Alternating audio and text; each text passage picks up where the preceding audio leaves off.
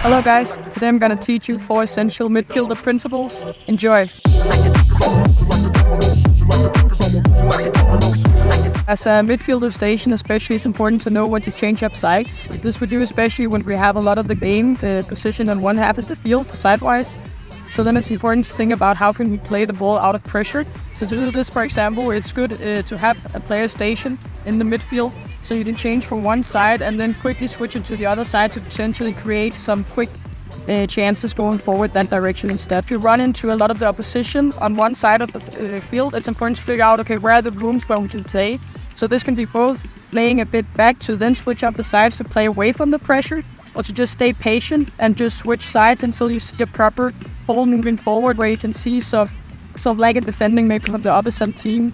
So kind of keep focusing on how your opponents are moving. You should especially switch side if you feel overpowered on one side. So if most of the play has moved towards one side where the opposite team is properly stationed.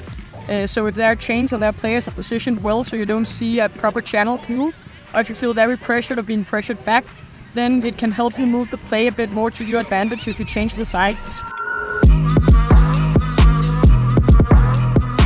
So this is about being aware that when you receive the ball, how are your own teammates positioned? Are you ready to push forward and push pace? You maybe have someone doing some deep runs where you can just make a quick pass towards the corner flag or something like that.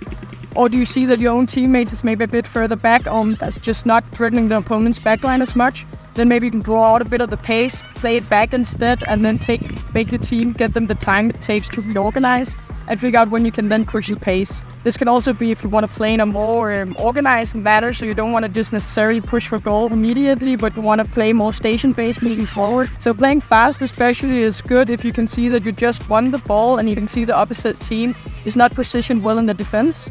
So do you have maybe a winger or an attacker who are positioned well to challenge this defensive line? Then you should move the ball quickly towards getting the ball forward, getting your own team forward. Whereas if you can see your team is kind of maybe overpowered, or you win the ball and you're not really stationed properly, then it's better to draw out the tempo a little bit, get your own team positioned probably on the field, and then spread out play more slowly until you can threaten the back line or you can make some runs forward instead.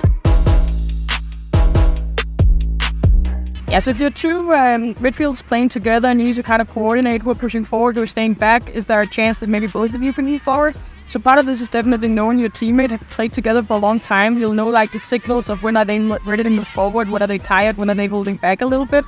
If you don't know each other, then of course make sure to communicate. You should always have what we call a holding midfielder. However, this holding midfielder can move a lot on the field depending on where your team is, or how far up your pressure is. So for example, if you have the ball, you just convert it down in your towards your own goal. Then of course as a holding midfielder, you don't just go straight to the midfield or even across the line. Figure out, okay, are we pressured a lot back? Are the opponent teams, are they maybe potentially better than us? Then it's okay to maybe think about positioning yourself a bit more back in the field, not playing too offensively. And then you can push forward if you see the holes move forward, opposed to if you see that you really are well established on the opposite team's half. You know you have the ball, you have plenty of men forward, then it's good to kind of play the patience in that to kind of be able to move the team up. I think playing safe as a midfielder definitely has its time, so sometimes you should.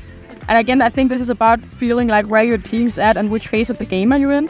Are you in a phase in the game where you're maybe down 1 and there is 10 minutes left, then playing safe maybe not necessarily make that much sense. Like if you lose 2-0 or 1-0, then maybe taking a bit more risk, moving a bit more forward, doing some more risky passes is okay. But are you just establishing the game in the beginning, then it's better to make sure that your team is probably on the field, that you're ready from the get-go, taking a bit more safe maybe, and then make sure you can push forward later on. And then of course, playing it safe versus playing it more risky also depends on where your teammate's at. Like, do you have full defensive line behind you, maybe even a holding midfielder as well? Then you can play a bit more risky into the opposite team's half. But of course, have you just received the ball outside of your own goal area, then that's not the time to play risky. So a lot of this is about making the decisions about where in the game are we phase-wise, but also where on the pitch are we and where's the pressure on your own teammates. So thank you guys for watching. I hope you enjoyed it and you learned something, and we'll see you guys out on the training grounds.